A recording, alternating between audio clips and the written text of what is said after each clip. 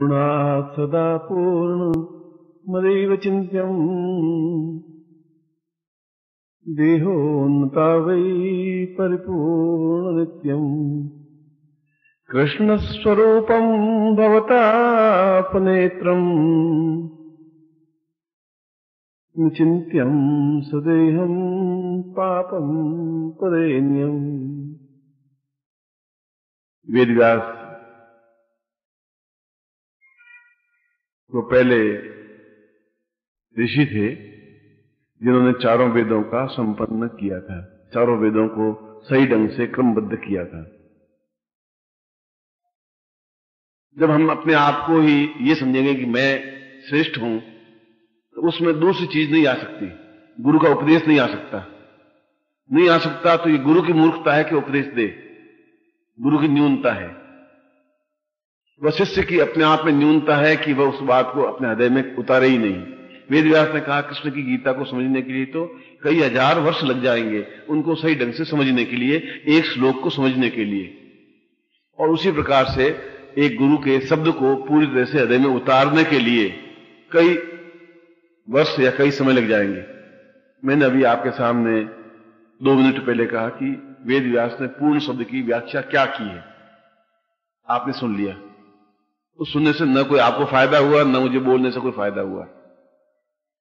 जब तक उसको हम जीवन में उतारेंगे नहीं। उन्होंने कहा है कि मैं अपने अहम का विसर्जन कर दूं, और अहम का विसर्जन का मतलब है अपने आप को समर्पित कर दूं। अहम का विसर्जन कब होगा? जब अपने आप को विसर्जित कर देंगे, अपने आप को समर्पण कर देंगे। और अपने आप को समर्पण तब होगा जब हमारे पास यह अहंकार की भावना नहीं होगी कि मैं सेवा कर रहा हूं, या मैं सुंदर हूं, या यह मैं कार्य कर रहा हूं। आप कोई कार्य नहीं कर रहे। कृष्ण ने कहा है कि क्रियमाणाय वै रूपम चिंत्यम प्रेतम वदेन्यतः। जो आदमी काम करने के बाद सोचता है कि यह मैंने काम किया है तो वह प्रेत है। और प्रेत है तो उसमें और मनुष्य में करोड़ों मील का अंतर है, क्योंकि वह मनुष्य तब तक बन ही नहीं सकता। और जब मनुष्य नहीं बन सकता तो फिर देवता बनने की, महापुरुष बनने की संज्ञा तो बहुत दूर है। यह इतना आसान रास्ता नहीं है। जब कृष्ण ने कहा कि राधा तुम अपने आप को पूर्ण रूप से गलित कर लो, अपने आप को वसित कर लो, तुम हो ही नहीं। फिर तुम हो ही नहीं तो तुम्हारा फिर कौन सा आंसू है, तुम्हारा कौन सा विरह है, कौन सी वेदना है। फिर तुम अपने आप में जब लीन ही नहीं कर पाओगी, जब मीरा अगर अपने आप को लीन नहीं कर पाती तो मैलों से फिर नीचे नहीं उतरती।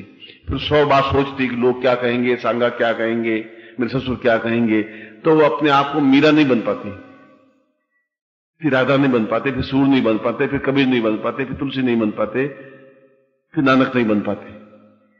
और ये नहीं बन पाए तो फिर हम प्रेमदास हैं, गोकुलचंद हैं, हरिलाल हैं, और ऐसे ही हम प्रेत योनि में जिंदा रहते हुए समाप्त हो जाएंगे और समाप्त हो जाते हैं।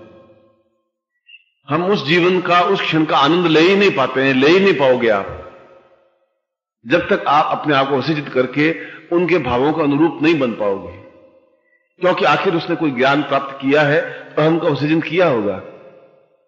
ये जो नीम का पेड़ है, वो नीम का पेड़ आज से 5 साल 7 साल पहले एक छोटा सा बीज था जो मैं उंगली में ले सकता था। उसने अपने आप को विसर्जित किया, जमीन अपने आप को गाड़ दिया। अगर वो घमंड से कहता कि मैं बीज हूं, मैं कह ले गड़ू, मैं बाहर बैठा हूं आराम से, तो नीम का पेड़ नहीं बन पाता, उसके नीचे 20 लोग नहीं बैठ पाते। जब तक आप अपने आप को ये सोचेंगे कि मैं ये काम कर रहा हूं, मेरी वजह से ये काम हो रहा है, तो आपके पहले वो काम कौन करता था, आपके बाद काम कौन करेगा? ये जरूर है कि एक व्यक्ति की पूर्ति दूसरे व्यक्ति से नहीं हो सकती। कृष्ण की पूर्ति किसी और व्यक्तित्व से नहीं हो सकती, चैतन्य से नहीं हो सकती। चैतन्य भले ही कृष्ण में लीन हुए रहे हों, कृष्ण के अंश रहे हों, पर कृष्ण की प्रतिमूर्ति नहीं बन सकते। एक व्यक्ति एक बार ही पैदा होता है और वह अपने आप में एक अलग व्यक्तित्व है, अलग स्वतंत्रता है, अलग इकाई है। ठीक उसी प्रकार से वेदव्यास अपनी दूसरी पंक्ति में कह रहे हैं कि गुरु भी अपने आप में एक अलग इकाई है। यह अलग बात है कि हम गुरु को केवल देखते हैं और सुनते हैं, उनको हृदय में उतारने की क्रिया हमारे जीवन में आती ही नहीं। 24 घंटों में केवल 2 मिनट सुनते हैं सिर्फ, बाकी 23 घंटे 58 मिनट हम अपने आप में ही क्रियमाण रहते हैं। तब उनके जीवन के या उनके कहे हुए शब्दों को जब उतारेंगे ही नहीं तो फिर उनका सुनने से कोई फायदा भी नहीं, अपने समय को बर्बाद करने से कोई फायदा भी नहीं। जब हम जीवन में उतारेंगे तो एक एहसास होगा, एक सुगंध होगी, अपने शरीर से सुगंध प्रभावित होगी, फिर मल मूत्र भरी देह जो है अपने आप में सुवासित बन सकेगी। तब फिर भूख प्यास से हम अलग हो सकेंगे, तब जीवन में एक आनंद की उपलब्धि हो सकेगी, जब अपने आप में मस्ती आ सकेगी, खुमारी आ सकेगी और जीवन का एक आनंद आ सकेगा। और यदि वह जीवन में नहीं आ पाया आनंद, तो ये जीवन प्रेत योनि में जैसे तुम जी रहे हो उस जीवन में जीते हुए समाप्त हो जाओगे। तुम्हारी देह समाप्त हो जाएगी और देह समाप्त होने के बाद भी तुम प्रेत में उस योनि में भटकते रहोगे और फिर किसी गर्भ में कोई धक्का मुक्की में कहीं कहीं जन्म ले लोगे। तुम्हारा अपने आप में कोई प्रभाव नहीं है, तुम्हारे हाथ में नहीं है तुम कहां जन्म लोगे। तुमने जन्म कहां लिया ये तुम्हारे हाथ में नहीं था। तुम एक पिंड रूप में भटक रहे थे एक किसी योनि में, और किसी के घर में जन्म ले लिया, चमार के घर में जन्म ले लिया या बंगी के घर में जन्म ले लिया, ब्राह्मण के घर में जन्म ले लिया, जो भी गर्भ उस समय उन्मुक्त था उसमें आपने जन्म ले लिया। ये तुम्हारे हाथ में था नहीं। मगर अब तुम्हें गुरु मिलने के बाद भी अगर तुम्हारे हाथ में नहीं है कि तुम किस गर्भ में जन्म लो, तो फिर तुम्हारे ये जीवन की न्यूनता है। और अगर तुम्हारे हाथ में ये नहीं है कि मैं जन्म लूं या नहीं लूं, तब भी तुम्हारी न्यूनता है। दो बहुत बड़ी चीजें हैं जो तुम्हारे पास तुम्हें मिल सकती हैं कि मुझे जन्म लेना है या नहीं लेना है। लेना है तो किस गर्भ में लेना है, और नहीं लेना है तो इस शरीर के शांत होने के बाद में मुझे कहां निवास करना है। दोनों निर्णय तुम्हें करने हैं, और अगर तुम नहीं कर पाते तो फिर गुरु तुम्हारा निर्णय कर पाएगा।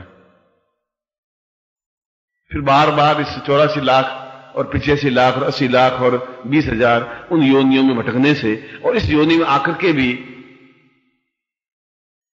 तुमने जीवन में क्या प्राप्त कर लिया, तुम्हारे जीवन की क्या परिकल्पना हुई, तुम्हारे जीवन में आनंद की उपलब्धि कहां हुई। तुम तो वही उसी प्रकार से छल छद्म से युक्त रहे जो आज से 20 साल पहले थे, क्योंकि तुमने अहम को गलित किया ही नहीं, अहम को समाप्त नहीं किया।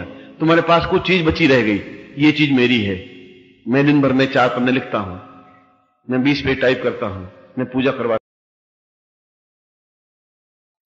उसके जीवन का सारा चिंतन, सारा क्रियाकलाप गुरुमय ही हो जाता है।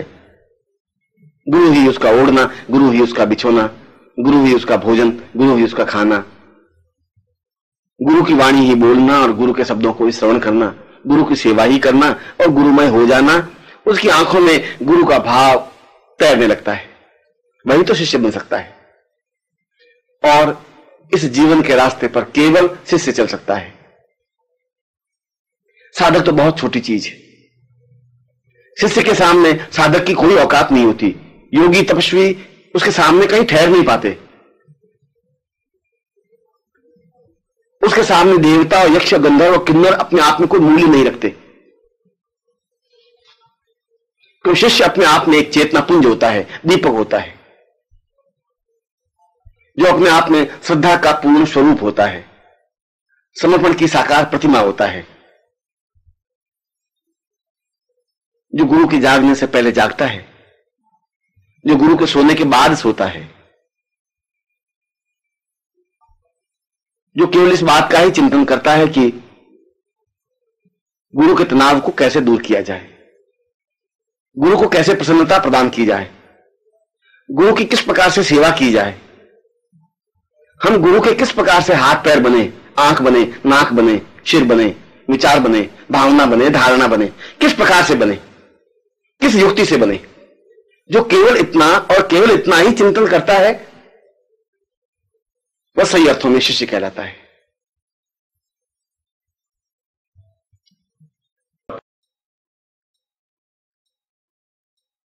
ओम परम तत्वाय नारायणाय गुरुभ्यो नमः।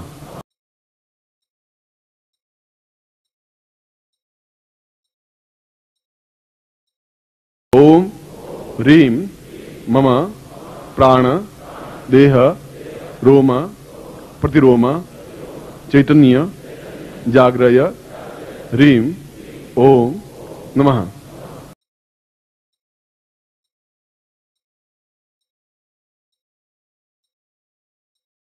ओम भूर्भुवः स्वः तत्सवितुर्वरेण्यं भर्गो देवस्य धीमहि धियो यो नः प्रचोदयात्।